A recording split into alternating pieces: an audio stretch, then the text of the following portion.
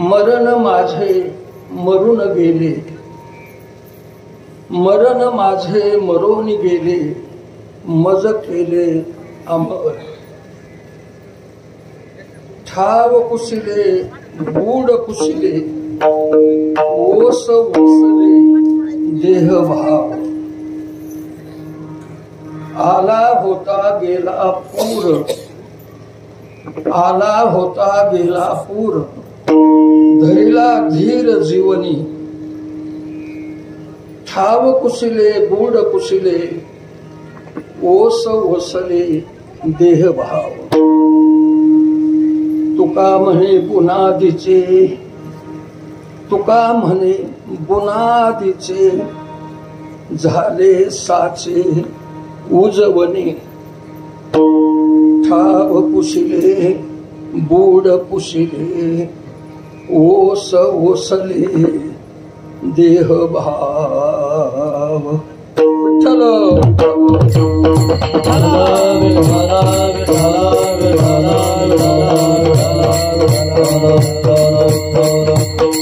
पांडुरंगा करू प्रथम नमन, पांडुरंगा करू प्रथम नमन, पांडुरंगा करू प्रथम नमन.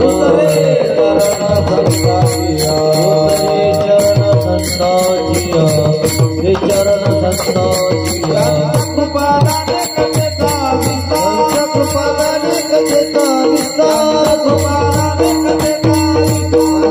कृपादाने कथेचा विस्तार.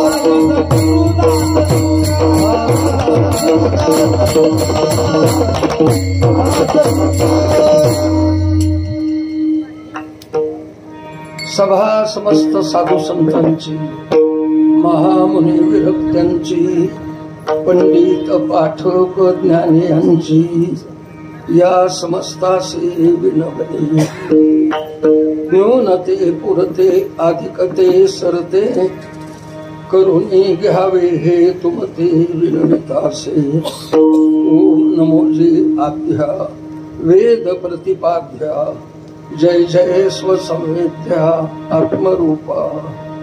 देवा तुझी गणेशो सकलार्थमते प्रकाशो, म्हणे निवृत्ते दासो अवधारी जोजी. आता हृदय हे अपुले, चौफाळूने आभले, वरी बैसवू पाऊले श्री गुरुची. ब्रह्मानंदम परमसुखदम केवलम ज्ञानमूर्तिम, द्वंद्वातीतं गगन सदृशं तत्त्वमस्यादिलक्ष्यम्.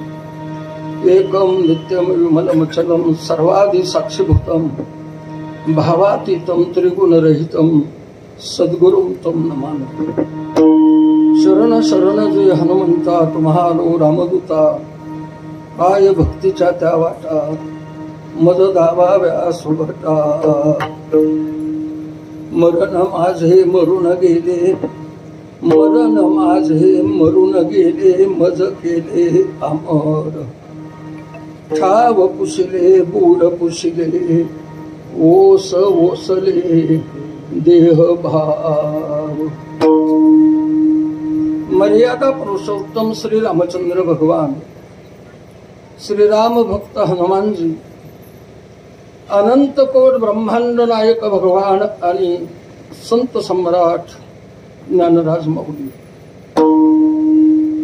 यांच्या या पवित्र दरबारामध्ये भाविक श्रोते सज्जन आणि टाळकरी वृंद यांच्या परम सेवेमध्ये प्रसंगाला अनुसरून चिंतनासाठी गायलेला अभंग. वैराग्य से परामूर्ति देहो क्षेत्र निवासिनी, वैराग्य संपन्न देहो निवासी संत श्रेष्ठ जगद्गुरु तुकाराम महाराजांचा 4 कडव्याचा आहे. अभंग हा अनुभवपर असा आहे.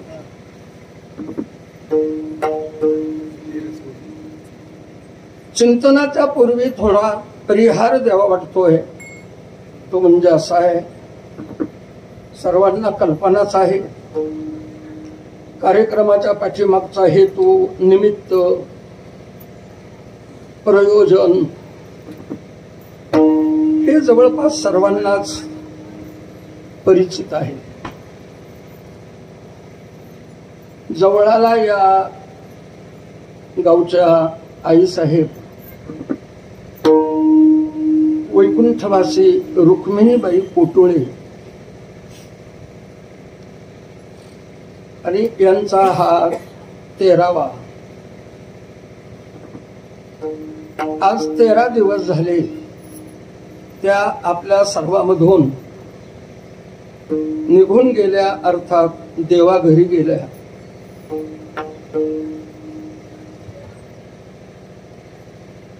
प्रवासाची दिशा अशी आहे जीवनातली,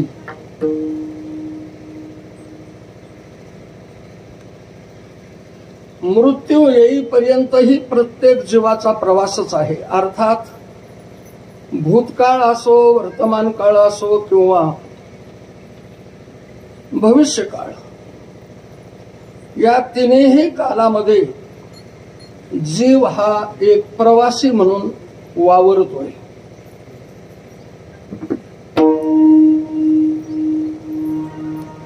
धर्मशास्त्राच्या नियमाप्रमाणे मृत्यू येईपर्यंत आपण या पृथ्वी तलावर प्रवासी म्हणून वावरलो, नांदत राहिलो. पण मृत्यूच्या नंतर या शरीरातून बाहेर पडलेलं जे जीव चैतन्य आहे, ते जीव चैतन्य पारलौकिक प्रवासाला लागतं. स्वर्गाच्या दिशेनं, वैकुंठाच्या दिशेनं, अर्थात तो पारत्रिक प्रवास. आणि त्या प्रवासामध्ये तो प्रवास करीत असताना त्या जीव चैतन्याला सद्गती मिळाली पाहिजे, त्या जीवाचा उद्धार झाला पाहिजे, त्या जीवाला मोक्ष मिळाला पाहिजे. जीव हा परब्रह्म परमात्म्याशी जाऊन मिळाला पाहिजे आणि त्याचा पुनर्जन्म इथेच खंडित झाला पाहिजे. याला सद्गती या नावानं आपण नेहमी उच्चारतो, बोलतोय. तेव्हा वैकुंठवासी रुक्मिणीबाई कोटुळे या आईसाहेबांच्या जीव चैतन्याला सद्गती मिळावी, अर्थात त्यांचा उद्धार व्हावा, त्यांना मोक्ष मिळावा, देवाघरी त्यांना जागा मिळावी, अशी या प्रकारची ही सद्गती त्यांना त्या जीवाला मिळावी, या सदहेतून. कारण या पृथ्वी तलावर ज्या वेळेला जीव प्रवास करतो, मनुष्य प्रवास करतो, या प्रवासासाठी धनाची आवश्यकता असते. पैसा असल्याशिवाय, खिशामध्ये धन असल्याशिवाय नेकनूरहून जवळापर्यंत आपण येऊ शकत नाही. पृथ्वीवरला जो प्रवास आहे हा धनाच्या साह्यानं, आणि पारलौकिक प्रवास जो असतो तो पुण्याच्या साह्यानं असतो. तिथं धन नेता येत नाही, तिथं काही कुठल्या वाहनाचं पैसे देऊन तिकीट काढता येत नाही.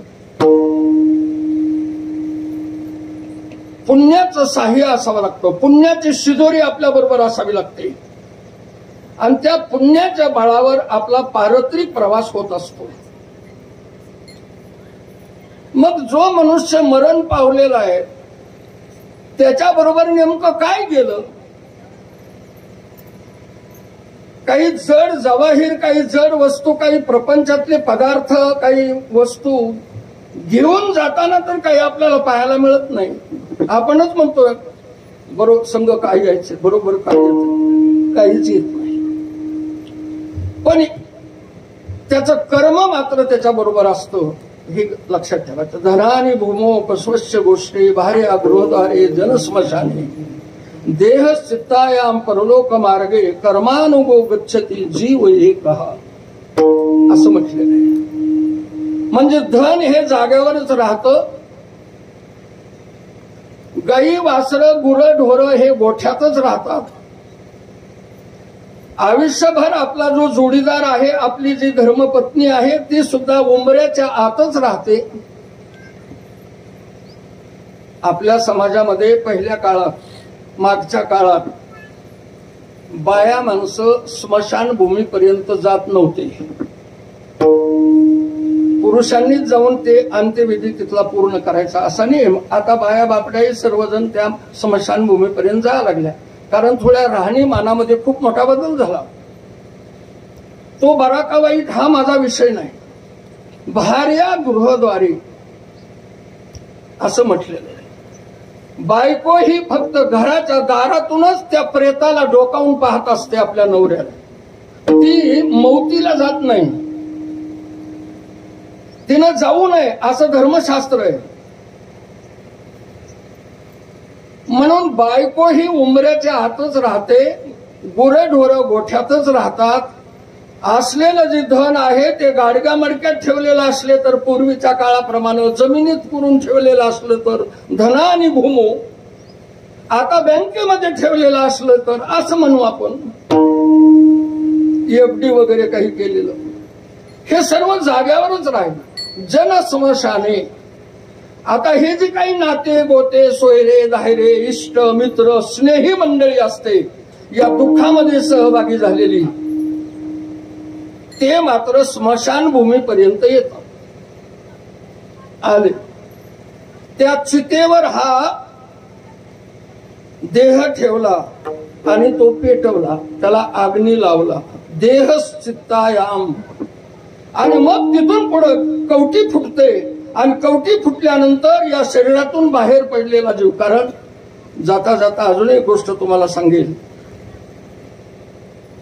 मनुष्य मेला असं जरी आपण ठरवलं, डॉक्टरने जरी घोषित केलं, तरी सुद्धा एखाद्या वेळाला तो मनुष्य जिवंत असू शकतो. खरा मेला कधी म्हणायचं? कवटी फुटल्यानंतरच खरा मेला. तोपर्यंत तो जिवंत असू शकतो. कसा? तर जीव चैतन्य जे आहे, आपला प्राणवायू जो आहे, हा प्राणवायू ज्या वेळाला माणसाचं मरण येत असताना, मरत असताना वर वर वर वर सरकत सरकत जातो, तर या शरीराला 9 दरवाजे आहेत असं तर आपण नेहमी ऐकलंय. त्याचप्रमाणे 3.5 कोटी रोम रंध्र आहेत या शरीरावर, छिद्र आहेत. जर ते जीव चैतन्य, तो प्राणवायू कुठल्या तरी एखाद्या छिद्रातूनही तो बाहेर पडू शकतो, किंवा या 9 द्वारापैकी एखाद्या दारातून सुद्धा तो प्राणवायू बाहेर पडू शकतो. पण कधी कधी गफलत होते, कारण दरवाजाचा संबंध फक्त भुवयापर्यंत आला. 2 डोळे, 2 कान, 2 नाकपुड्या, 1 वाचा हे तोंड, 1 हे आणि 1 हे 9 दरवाजे. या 9 दरवाजातून जर समजा जीव चैतन्याला जाता आला नाही, काही प्रतिबंध आले आणि ते जीव चैतन्य इथपर्यंत येऊन डोळ्यातून किंवा तोंडातून नाकातून बाहेर पडण्याच्या ऐवजी तो जीव जर इथून पुढे सरकला, जर इथून वर गेला, तर याला त्रिकूट म्हणतात. योगशास्त्रामध्ये या त्रिकुटाच्या वर एक श्रीहाट असतो. श्रीहाटाच्या वर एक गोहलाट म्हणून एक ठिकाण आहे. त्या गोहलाटाच्या वर आऊटपीठ आहे. त्या आऊटपीठावर सहस्रदल कमळ आहे. त्या सहस्र कमल दलामध्ये जे पराग आहेत, त्या परागाला ब्रह्मरंध्र असं म्हणतात. मग आता जर इथून वर तो जीव सरकला, तर बाहेर पडायला रस्ताच राहिलेला. तो कुठे गेला? 10वा दरवाजा म्हणतात त्याला. हे दशमद्वार, हे बंद आहे आणि इथं जाऊन तो थांबलेला आहे. परंतु इथून वर जाण्याचा जो रस्ता आहे, रस्ता आहे. आता तुम्ही काही प्रयत्न करू नका, पण आपली जी पडशीब आहे, पडशीब, या पडशिबीच्या बुडख्यापासून असं सळनळ वर एक छिद्र आहे, तिथे त्या टाळूपर्यंत. आता काही कोणी बोट घालून बघू नका, आहे. आता तो रस्ता असा आहे, तो एकेरी रस्ता आहे. त्या रस्त्यानं फक्त एका पुढे एक पाऊल ठेवूनच चालता येतं, भोवताली सुद्धा पाहता येत नाही. हळूहळू चाला आणि कोणी कोणाशी न बोला, मौन आहे तिथून. माघारी सुद्धा असं वळता येत नाही. किंवा मी 10व्या दरवाजाकडे आलो आणि मला तर बाहेर पडायचंय, मग आता मी कुठून तरी अर्ध्यातून, श्रीहटातून, आउटपिठातून, गोल्हाटातून परत फिरेल आणि पुन्हा डोळ्यातून मी बाहेर पडेल, तर त्याला माघारी परतही वळता येत नाही आणि बाहेर पडता येत नाही. तिथं तो जाऊन थांबलेला असतो. हे अपवादात्मक बोलणं आहे बरं का माझं. हा नियम नाही सर्वांसाठी. एखाद्याच्या जीवनामध्येच अशा घटना घडतात क्वचित, हा अपवाद आहे. हा नियम नाही. नियमाला अपवाद असतो, पण अपवाद म्हणजेच नियम नसतो. विठ्ठल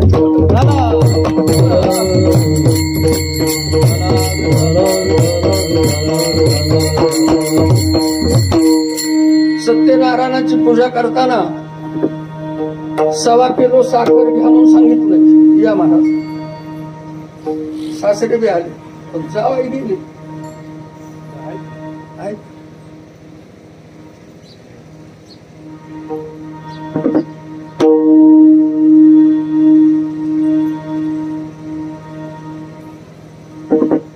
सत्यनारायणाची पूजा करताना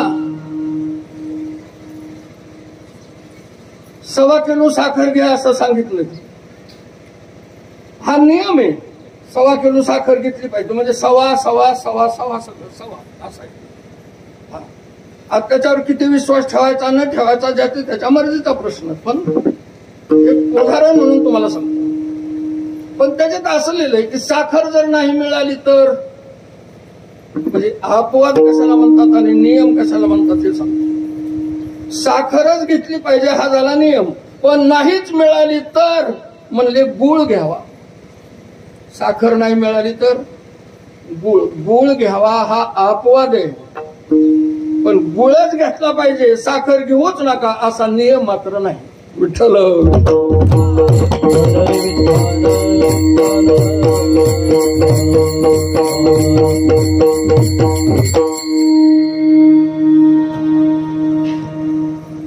अपवाद, असा अपवादानं एखाद्याच्या जीवनामध्ये घडतं. आणि मग इथं जे जीव चैतन्य जाऊन थांबलेलं आहे ते जीव चैतन्य डॉक्टरच्याही म्हणजे विज्ञानाच्याही कक्षेत येत नाही. कारण विज्ञानाचं संशोधन फक्त त्रिकुटापर्यंत चालतं. त्रिकुटापासून पुढं विज्ञान नाही, विज्ञानाचा प्रवेश नाही. तिथून पुढे अध्यात्म सुरू होतं. विज्ञानाची हद्द जिथं संपते तिथून पुढंच ज्ञानाला, अध्यात्माला सुरुवात होत असते. म्हणून ज्ञानापर्यंत आपल्याला पोहोचायचं असेल तर विज्ञान ओलांडावं लागतं, विज्ञान मागे टाकावं लागतं आणि नंतरच अध्यात्मामध्ये प्रवेश करता येतो किंवा होतो. विठ्ठल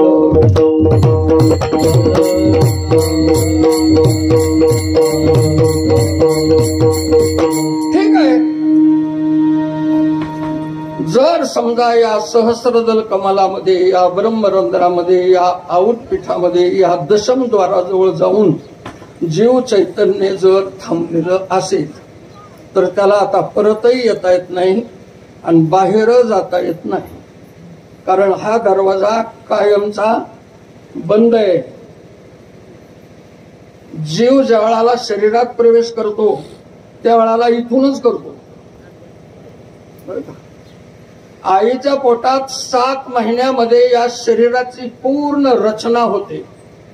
7 महिन्यामध्ये आईच्या पोटामध्ये ह्या शरीराला पूर्ण आकार मिळतो. 8व्या महिन्यामध्ये या शरीरात म्हणजे या गर्भामध्ये जीव प्रवेश करतो. तो कुठून प्रवेश करतो तर या 9 द्वारापैकी किंवा कुठल्याही इतर छिद्रातून तो प्रवेश करीत नाही. कारण हे सगळे छिद्र दुर्गंधीनं भरलेले आहेत. आणि जीव हा ममय अंश असल्यामुळे तो अशा घाण रस्त्यानं, हागणदारीच्या रस्त्यानं, दुर्गंधीच्या रस्त्यानं तो शरीरात प्रवेश करीत नाही. तो नवीन रस्ता इथून प्रवेश करतो.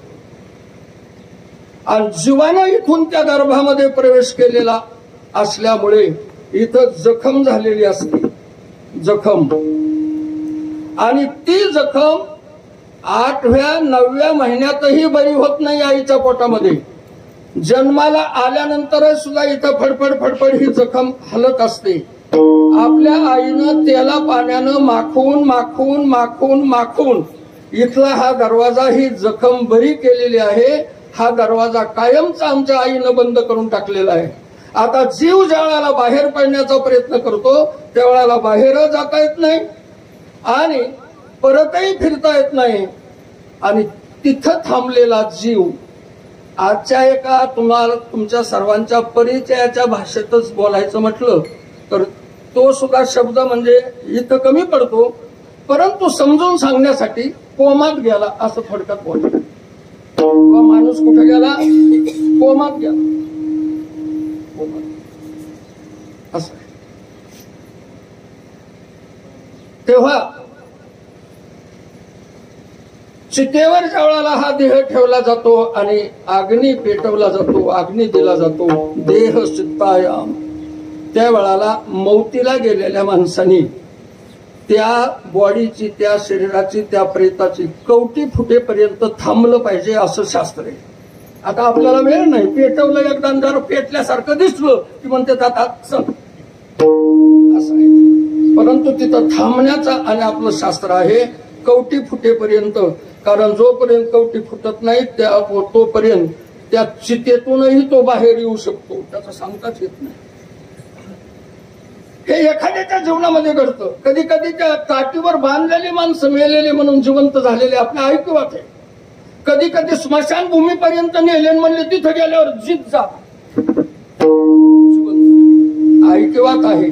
जरी प्रत्यक्ष आपण हा प्रकार पाहिला नसला किंवा आपल्या डोळ्यासमोर हा घडला नसला तरी आपल्या वाडवडिलांनी आणि काही लोकांनी अनुभवाच्या गोष्टी आपल्याला सांगितलेल्या आहेत. याचं कारण हे असं आहे. म्हणून माणूस मेला का नाही मेला याची जर जास्त करून खात्री घ्यायची असेल तर विज्ञानाच्या दृष्टीनं एक हृदय हटकून बघतात असं, आणि दुसरा आपला आध्यात्मिक क्षेत्रातला एक प्रयोग आहे. त्याच्या टाळूवर असं फड फड फड फड 2-4 वेळाला मेले आणि तिथं मारून जर तो जीव चैतन्य खाली उतरण्याचा विश्वास नसला तर नक्कीच तो माणूस गेलेला आहे असा त्याचा अर्थ आहे. असू द्या. तर हा माझा तुमच्या समोर बोलण्याचा विषय काय आहे की देह चित्तायाम परलोक मार्गे कर्मानुगो गच्छति जीव एकहा. कवटी फुटली म्हणजे हे सर्व लोक परत येतात आणि तो जीव जो असतो तो त्याच्या पुढच्या प्रवासाला लागतो. आता त्याचा पुढचा प्रवास कसा कसा होतो तेही मी तुम्हाला सांगेल. परंतु एक मुद्दा लक्षात घ्या की या पृथ्वीवरला प्रवास जसा धनाच्या साह्यानं होतो तसा वरचा जो प्रवास आहे कवटी फुटून पुढे निघालोत आपण की तो प्रवास पुण्याच्या साह्यानं होत असतो. आणि त्या माणसाबरोबर ह्याच्यातलं काहीच गेलेलं नसतं बरोबर, पण त्यानं आयुष्यात केलेल्या शुभ आणि अशुभ कर्मातून निर्माण झालेलं जे पाप पुण्य आहे त्या पाप पुण्याची शिदोरी ते गाठोडं मात्र त्याच्या बरोबर असतं. आणि ते गाठोडं कोणत्या वेळाला आणि पुढं पाठवलं जातं, त्याच्याबरोबर दिलं जातं त्याच्या शुभाशुभ कर्माचं. तर ज्या वेळाला 20व्याला टेकलं जातं का, स्मशानभूमीकडे जाताना 20व्याला टेकतोच ना, त्या 20व्याला टेकतो त्या वेळाला त्याच्या त्या पूर्व कर्माची, त्याच्या पाप पुण्याची, शुभ अशुभ कर्माची जी शिदोरी आहे ती त्याच्या पुढे संबंधित व्यक्तीकडे सुपूर्द केली जाते. त्याला म्हणतात 20वा. विठ्ठल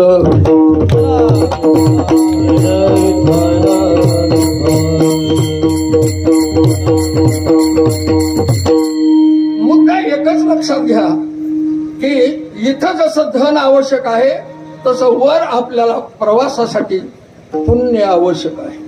पुण्यानं पुढचा प्रवास होतो. रुक्मिणीबाई यांच्या जीव चैतन्याचा पारत्रिक प्रवास त्यांच्या पुण्याच्या साह्यानं होतो.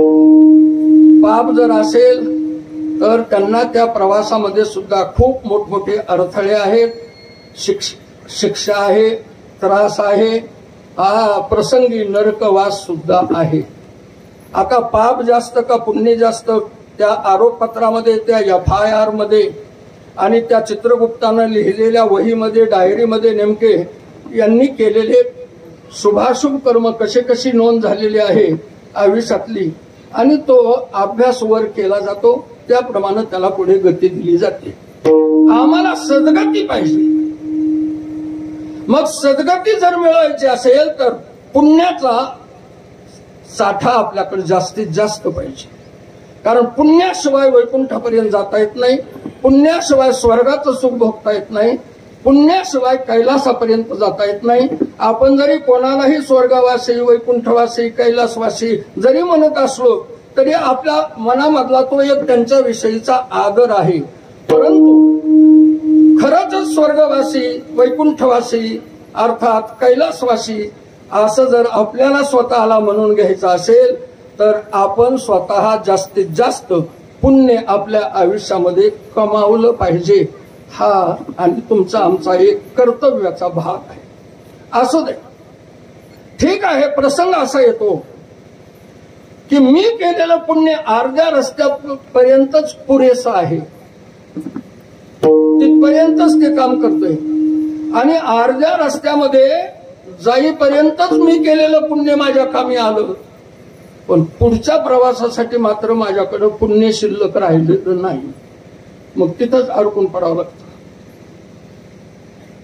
तिथंच अडकून केलेल्या पुण्याचं फळ भोगायचं आणि परत पुन्हा जन्माला यायचं. म्हणजे पुनर्जन्म थांबत नाही, खंडित होत नाही, सद्गती मिळत नाही, मोक्ष मिळत नाही. मग काय करावं तर आपल्या परम साध्यापर्यंत, आपल्या मूळ स्वरूपापर्यंत, भगवान परमात्मा स्वरूपापर्यंत जाऊन पोहोचणं. कारण हे मोक्षाचे, मुक्तीचे, सद्गतीचे सुद्धा 4 प्रकार आहेत. हे आपल्या सर्वांच्या परिचयाचे आहेत. सलोकता, समीपता, स्वरूपता, सायुज्यता हे काय आहेत? सद्गतीचेच प्रकार आहेत. मग काही पुण्यानं सलोकता मोक्ष मिळतो, काही पुण्यानं जे आहे ते समीपता, काही पुण्यानं स्वरूपता, काही पुण्यानं सायुज्यता. सायुज्यता मोक्ष मिळाल्याशिवाय पुनर्जन्म खंडित होत नाही. सलोकता हा जरी सद्गती असली तरी ती गती आपल्याला जन्म मरणातून मुक्त करीत नाही. समीपता, स्वरूपता याही मुक्ती कमी पडतात जन्म मरणावर मात करण्यासाठी.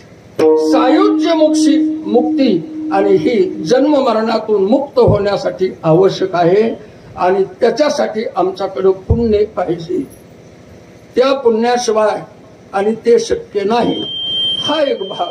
ठीक आहे, रुक्मिणी आई साहेबांचं पुण्य जर कमी पडलं असेल आणि त्या जर अर्ध्या रस्त्यातच थांबलेल्या असतील आणि त्यांना सद्गतीच मिळून द्यायची असेल तर मग त्यांच्यासाठी आम्ही काय केलं पाहिजे? कारण ती आमची आजी होती, ती आमची आई होती, ती आमची कुणीतरी नातेवाईक होती. तिनं आमच्यासाठी काहीतरी केलंय, तिनं आमच्यासाठी काहीतरी सोसलंय, तेव्हा तिला सद्गती मिळाली पाहिजे. याच्यासाठी आपण काहीतरी सत्कर्म करावेत असं आपलं धर्मशास्त्र सांगतं. आणि मग इथं असलेल्या नात्या गोत्यांनी, स्नेही मंडळींनी, तुम्ही आम्ही काही सत्कर्म करायचं. त्या सत्कर्मातून पुण्य संपादन होतं आणि ते पुण्य श्रद्धांजली म्हणून त्या आई साहेबांच्या नावाने समर्पित करायचं. मग ती पुरवणी म्हणून त्यांच्या त्या वरच्या फाईलला जोडले जाते आणि ते पुण्य जमा केलं जातं त्यांच्या अगोदरच्या पुण्यात. आणि असं पुण्याने पुण्य वाढून आई साहेबांना सद्गती मिळत असते, अशी तुम्हा आम्हा सर्वांची श्रद्धा आहे आणि हा शास्त्राचा आपल्याला आदेश आहे. म्हणूनच आज आई साहेबांना सद्गती मिळाली पाहिजे. पण त्यांचं पुण्य जर सद्गती मिळण्यासाठी कमी पडत असेल तर आम्ही त्यांच्या पोटी जन्म घेतलेले मुलं आहोत. मग भीमराव असतील, मधुकरराव असतील किंवा अर्जुनराव असतील. मधुकरराव वारलेत म्हणून मला समजलं, त्यांचे मुलं बाळ आहेत, त्यांच्या मुली आहेत. हे सगळं जे काही कुटुंब आहे, त्यांचा जो काही हा कोटुळे परिवार आहे सगळा, या परिवारानं असं ठरवायचंय की जर आमच्या आई साहेबाला सद्गती मिळण्यासाठी तिचं स्वतःने केलेलं पुण्य जर कुठे कमी पडत असेल आणि त्याच्यामुळे तिला सद्गती मिळत नसेल तर आपण ती काहीतरी पुण्यकर्म करू आणि ते पुण्य सत्कर्म करून ते पुण्य श्रद्धांजली म्हणून आई साहेबांच्या नावाने आम्ही समर्पित करू. म्हणजे आई साहेबांच्या पूर्व पुण्यामध्ये आपण पाठवलेलं पुण्य जमा होईल आणि आई साहेबांना सद्गती मिळेल. हा खरा आजच्या कीर्तनाच्या पाठीमागचा हेतू आहे. कीर्तन का करायचं, नामसंकीर्तन का करायचं, त्याच्या पाठीमागचा हेतू आहे की भगवंताच्या नामसंकीर्तनातून निर्माण होणारं जे पुण्य आहे ते अगणित आहे. बघा, पुण्य कमावण्याच्या, पुण्य मिळवण्याच्या अनेक साधना शास्त्रामध्ये आहेत. पण तीर्थयात्रा असेल, दानधर्म असेल, व्रतवैकल्य असेल, यज्ञयाग असेल, जपतपादी अनेक साधना आहेत. पण या त्या साधनेमधून प्राप्त होणारं जे पुण्य आहे त्या पुण्याला मर्यादा आहेत. त्या पुण्याला काय आहेत, मर्यादा. आणि नामसंकीर्तनातून जे काही आणि अन्नदानातून जे काही पुण्य संपादित केलं जातं किंवा निर्माण होत असतं ते पुण्य मात्र अगणित असतं. अन्नदान आणि हरिनाम, या हरिनामातून, नामसंकीर्तनातून आणि अन्नदानातून मिळणारं जे पुण्य आहे हे पुण्य मात्र अगणित आहे. पुण्याची गणना कोण करी, हरिमुखे म्हणा, हरिमुखे म्हणा, आणि पुण्याची गणना कोण करी, अशा प्रकारचं आहे. ठीक आहे.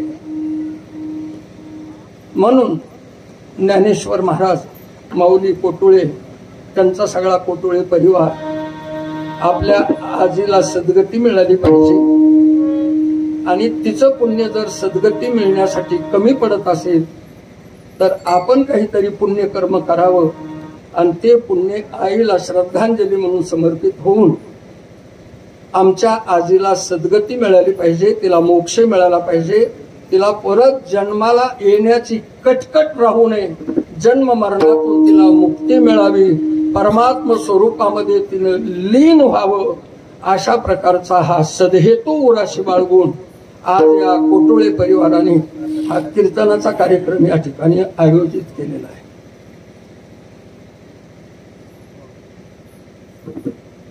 मी त्यांना धन्यवाद देतो, कारण आई वडिलासाठी, आपल्या कुळासाठी, आपल्या पूर्वजासाठी,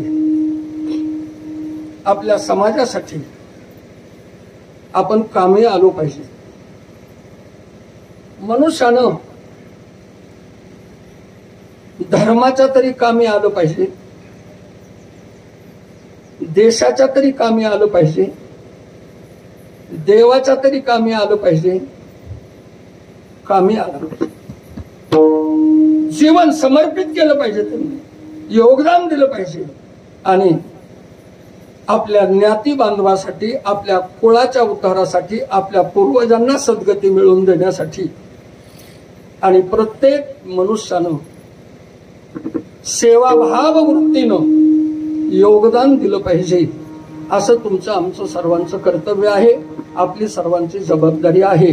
आणि त्या जबाबदारीचं भान घेऊन, त्याची जाणीव ठेवून आज त्या कोटुळे परिवाराने आम्ही हे सगळे संत परिषद इथं भरवलेली आहे.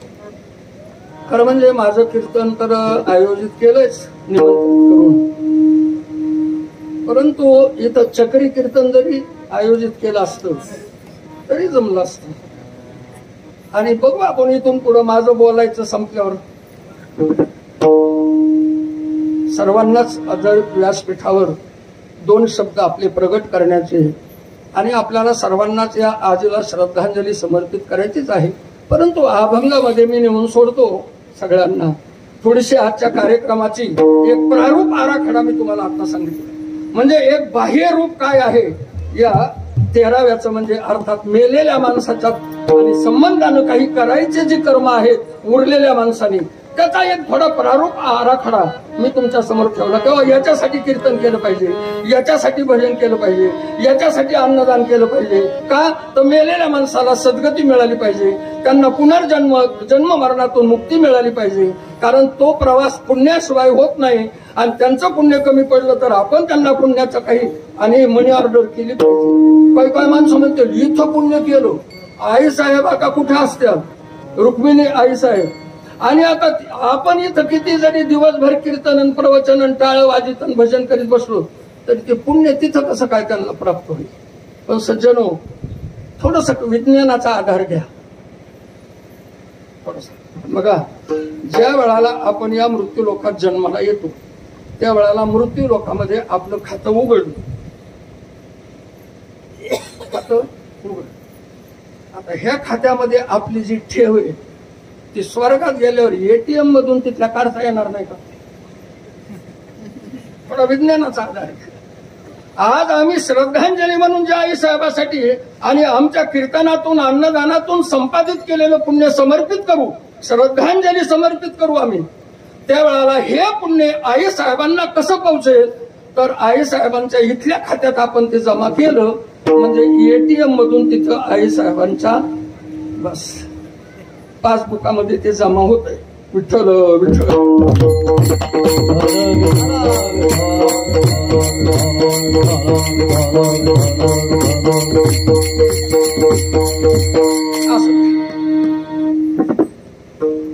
याच्यासाठी जगद्गुरु तुकाराम महाराजांचा 4 कडव्याचा अभंग तुम्हाला सर्वांनाच मी ऐकू दिला आहे. थोडासा अभंगाचा पहिल्या चरणाकडून शब्दशः अर्थ लक्षात घ्या. तुकाराम महाराजांचा हा अनुभव आहे. परमार्थिक जीवनामध्ये आलेला हा सर्वोच्च आणि अलौकिक अशा प्रकारचा हा अनुभव, उच्चतम अशा प्रकारचा हा अनुभव, सर्वोत्तम अशा प्रकारचा हा अनुभव जगद्गुरु तुकाराम महाराजांना परमार्थिक जीवनामध्ये त्यांच्या आलेला आहे. तो अनुभव त्यांनी या शब्द रूपानं, या काव्याच्या रूपानं, अभंगाच्या माध्यमातून प्रगट केलेला आहे.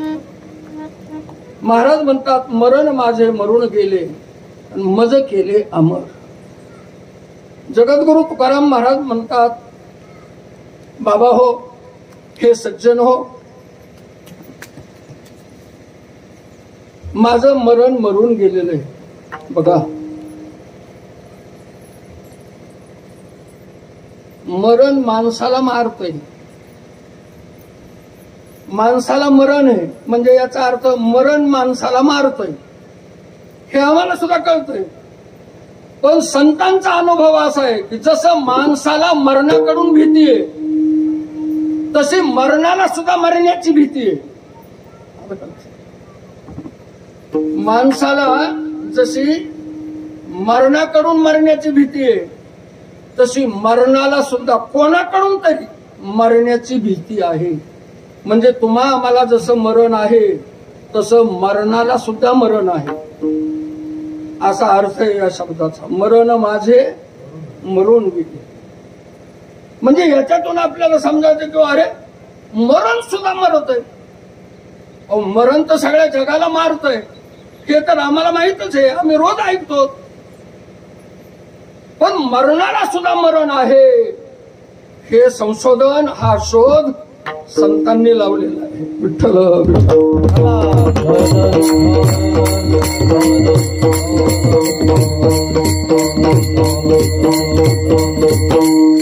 आणि बोलेल मी पुढं, मरणाला सुद्धा कोणाकडून मरण्याची भीती आहे, कोण मारतो मरणाला वगैरे वगैरे पुढे बघायचं आपल्याला. महाराज म्हणतात, माझं मरणच मरून गेलं आणि आता मला मरणच नाही, त्यामुळं मज केले अमर. मी आता अमृत अमृत बनलो. अमर हैत भाव असा घ्यायचा, अमृत अधिक मृत म्हणजे मृत्यू नाही अशा अवस्थेमध्ये मी गेलो.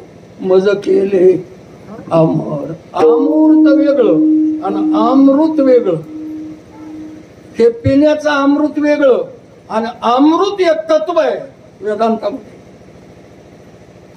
त्या तत्वाशी एकरूप होणं म्हणजे अमर होणं असा भाव आहे महाराजांच्या बोलण्याच्या. मज केले अमर. ठीक आहे म्हणले तुमचं मरणच मरून गेलं. हो म्हणले माझं मरणच मरून गेलं. हा माझ्या मरणालाच आम्ही मारून टाकलंय आणि आम्ही अमर झालो, आम्ही अमृत बनलो, अमृत तत्वाशी एकरूप झालो.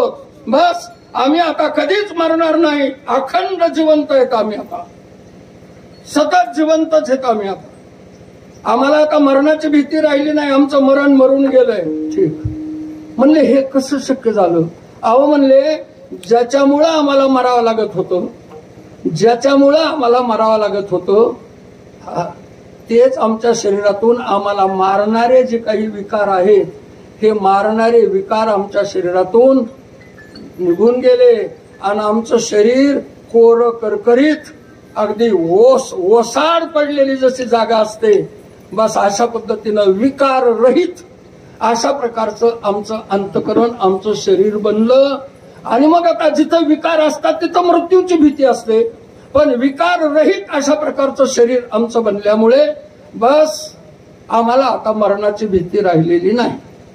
विकार म्हणजे कोणते असतात?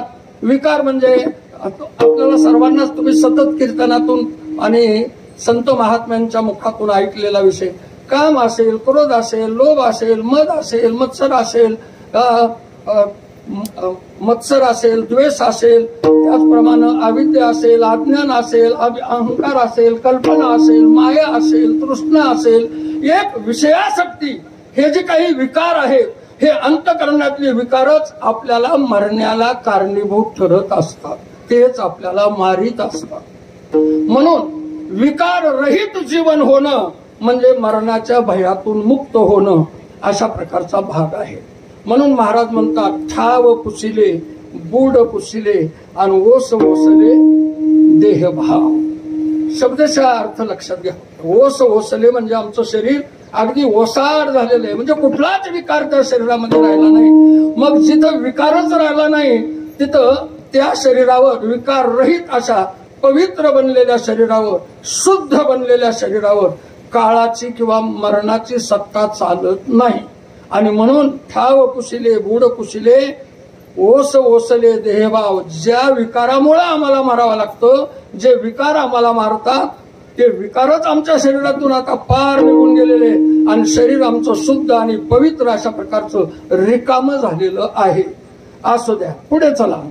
अहो म्हणले तुम्ही संसारी जीवन जगत होतात. म्हणले हो, आमच्या संसारी जीवन जगत असताना, या मृत्यूलोकामध्ये जगत असताना किती आपत्ती आल्या, किती संकट आले, किती सुख दुःख, मान अपमान, अनेक प्रकारच्या एक द्वंद्वात्मक अशा प्रकारच्या आणि जीवन आम्ही जगलो.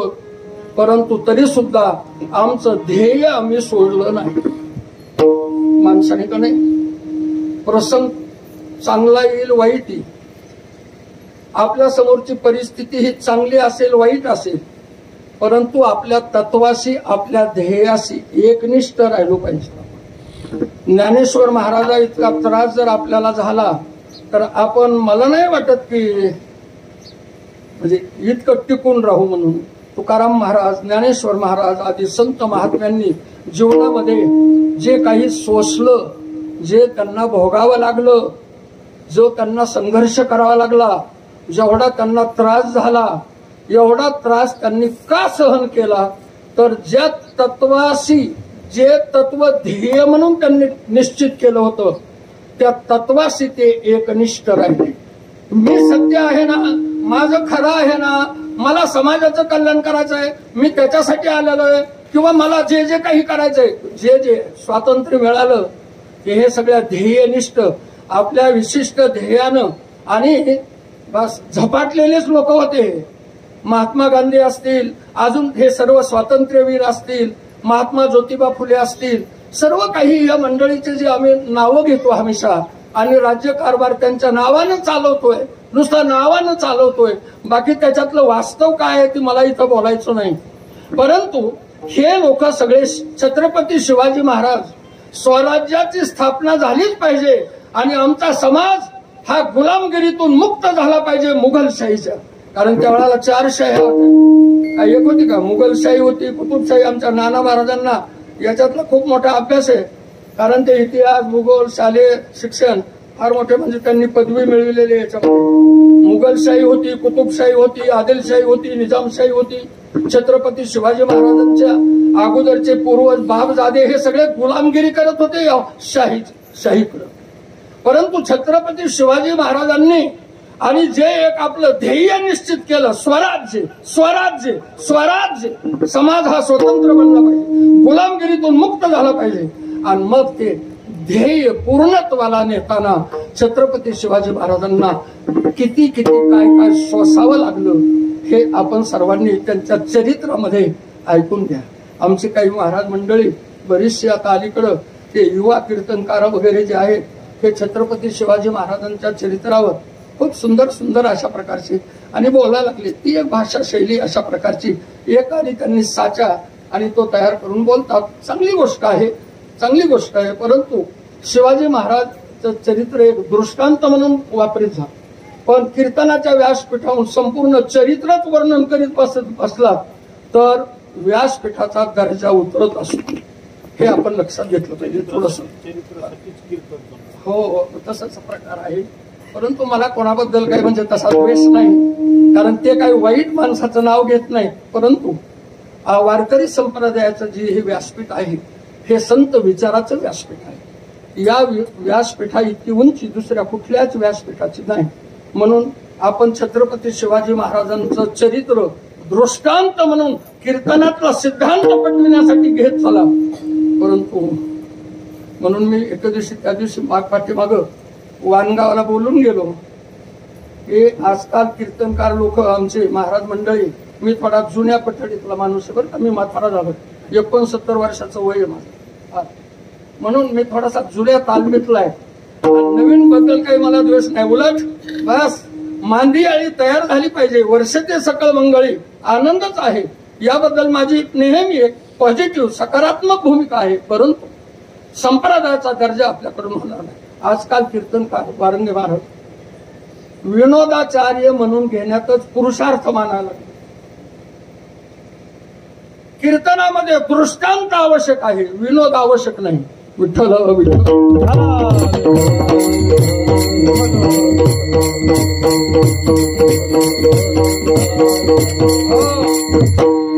सिद्धांत पटवण्यासाठी अरे 10-5 सिद्धांत असतील ज्ञानेश्वरीमध्ये, पण दृष्टांत मात्र हजारांना आहेत. एवढं मोठं भांडवल असताना कुठंतरी समाजाला तिसऱ्या मार्गानं कशाला घेऊन जायचं आपण, हे लक्षात घेतलं पाहिजे. दृष्टांत सिद्धांताची पुष्टी करण्यासाठी, सिद्धांत समाजाच्या गळी उतरण्यासाठी, सिद्धांत पटविण्यासाठी, सिद्धांत हा सिद्ध करण्यासाठी हजारो असंख्य दृष्टांत संत महात्म्याने आमच्या समोर ठेवलेले. वाचन करा, वाचित राहा, वाचन करा, वाचन वाढवा आणि सिद्धांताच्या अगोदर दृष्टांताचा अर्थ समजून घ्या. म्हणजे आपल्याला कुठं तो दृष्टांत बसवता येईल हे नक्की लक्षात येईल. असो द्या सज्जन. मुद्दा काय आहे की जीवनामध्ये अनेक आपत्ती आहेत. संसारामध्ये काय आपत्ती असते, किती दुःख असतं, किती त्रास असतो वगैरे वगैरे, हे सगळं आपल्याला माहितच आहे महाराज. आणि या संसारामध्ये एवढा मोठा हा जो दुःखाचा, सुखाचा, मानाचा, अपमानाचा हे जे काही द्वंद्व आहे, हा जो महापूर आला जीवनामध्ये, आणि तो सगळा पूर मी फक्त माझ्या ध्येयनिष्ठ राहिलो, माझ्या तत्वाशी, माझ्या निष्ठेशी तडजोड मी कधीच केली नाही. बस तत्व मी गहाण ठेवलं नाही. माझं तत्व हे मी विकलं नाही कोणाला. माझ्या तत्वाशी, माझ्या ध्येयाशी मी एकनिष्ठ राहिलो. जसा महापूर आलेला असतो नदीला आणि त्या नदीमध्ये एखादा बांधकाम किंवा एखादी मिनार बांधलेली असते, सगळे पुरी ओसरून गेला तरी सुद्धा ती मिनार जागेवरली हलत नाही. तसे उन्हाळा येईल, पावसाळा येईल, हिवाळा येईल, डोंगरावर काही फरक पडत नाही, पर्वतावर काही फरक पडत नाही. मुसळधार पाऊस जरी आला आणि कुठल्या लाटा जरी आल्या तरी समुद्रावर काही फरक पडत नाही. तशा पद्धतीनं समुद्र होऊन मी संसारात राहिलो, मी पर्वत होऊन संसारामध्ये राहिलो, आला होता गेला पूर आणि धरीला धीर जीवनी, हा शब्दाचा अर्थ महाराजांनी इथं दिलेला आहे.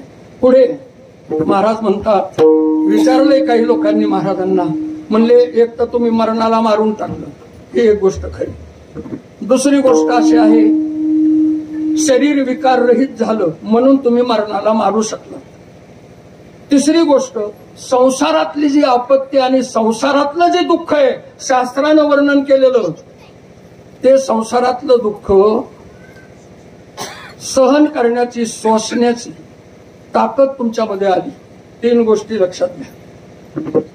इथं मरण माझे मरून गेले याच्यामध्ये परमानंदाची प्राप्ती आहे, आणि ठाव पुसिले गुड पुसिले ओस ओसले देहभाव, इथं दुःखाची आत्यंतिक निवृत्ती आहे.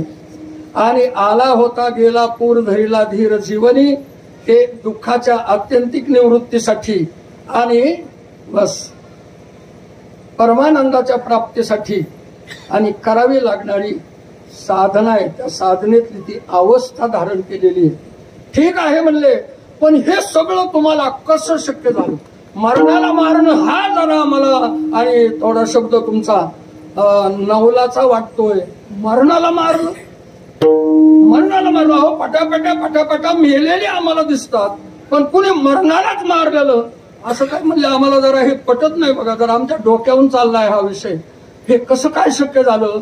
मरणाला मारण्याचं शस्त्र कोणतं आहे? मरणाला मारण्याचं हत्यार कोणतं आहे? मरणाला मारण्यासाठी उपाय काय आहे की हा तुम्ही सांगा. त्यावेळेला महाराजांनी शेवटच्या तो का म्हणे, तो का म्हणे, तू का म्हणे, हो ना तू का म्हणे, तो का म्हणे, तू का म्हणे, हो ना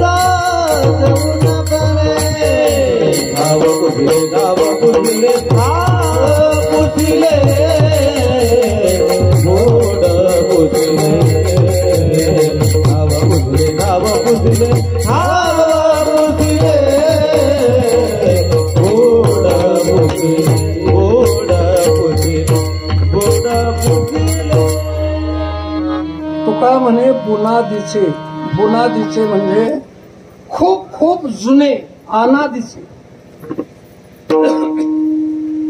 आपल्याकडं अनादी असं एक तत्व आहे.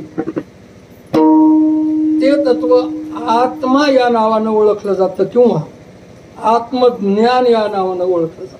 म्हणून इथं आत्मज्ञान, ब्रह्मज्ञान असा शब्द द्यायचा. तुका म्हणे बुनादीचे झाले साचे उजवणे, म्हणजे आमच्या ठिकाणी जे ज्ञान नावाचं तत्व आहे ते तत्व, त्या ज्ञानाची आजपर्यंत आम्हाला ओळख नव्हती. आमच्या जवळ आहे, परंतु विकारानं त्याच्यावर आवरण आलेलं होतं, माया मोहानं त्याच्यावर आवरण आलेलं होतं. मल विक्षेप दोष आवरण आभार पादक असेल आणि असत्व पादक असेल, हे सर्व काही आवरणाने आमच्या जवळ असलेलं ज्ञान हे झाकलेलं होतं. आता ते ज्ञान प्रकट झालं. झाले साचे उजवणे म्हणजे गुरु कृपेनं, संत संगतीमधून आमच्याकडं असलेलं ज्ञान, आत्मज्ञान, ते आत्मज्ञान मी देह नाही, मी जीव नाही, तर मीच ब्रह्म आहे. सोहम सोहम सोहम, अहम ब्रह्म अहम ब्रह्म अहम ब्रह्म, हा ज्ञानबोध आमच्या ठिकाणी आणि प्रगट झाला आणि त्या ज्ञानाच्या सामर्थ्यानं, कारण ज्ञानानंच मरणाला जिंकता येतं, ज्ञानानंच संसारावर मात करता येते, ज्ञानानंच मरणाला मारता येतं असं आहे. मसंग शस्त्रेन धृढेन चित्वा असं आहे. पहा, संसार हा एवढा मोठा जरी असला तरी या संसाराला जिंकणं, संसाराला मारणं किंवा मरणाला मारणं, कारण संसार या शब्दाचा अर्थच आहे जन्म आणि मरण. संसारण, जन्म आणि मरण, पुनरपि जननम पुनरपि मरणम यालाच म्हणतात संसार. असा जो संसार आहे या संसाराला मारता येतं फक्त जरी हाती होय बरवे, जरी हाती होय बरवे ज्ञान खड्ग. आपल्या हातामध्ये ज्ञानाची तलवार, हत्यार, शस्त्र जर असेल ब्रह्मज्ञानाचं, मी ब्रह्म आहे, मी ब्रह्म आहे, बस या बोधावर आणि मी जर पोहोचलेलो असेल आणि ती अवस्था तशी तद्रूप मी झालेलो असेल तर त्या ज्ञानानंच मरणाला मारता येतं. मरण त्या ज्ञानापुढे जिवंत राहू शकत नाही आणि ते ज्ञान आमच्या जीवनामध्ये प्रगट झालं. जे आमच्याजवळ होतं ते मग संत संगतीतून प्रगट झालं, संत कृपेनं प्रगट झालं, साधनेच्या आणि साधनेच्या साह्यानं प्रगट झालं, सद्गुरु कृपेनं ते प्रगट झालं असा भाव आहे महाराजांच्या बोलण्यामध्ये. आणि ते ज्ञान प्रगट झाल्यामुळे मरण माझे मरून गेले आणि मज गेले अमर. विठोबा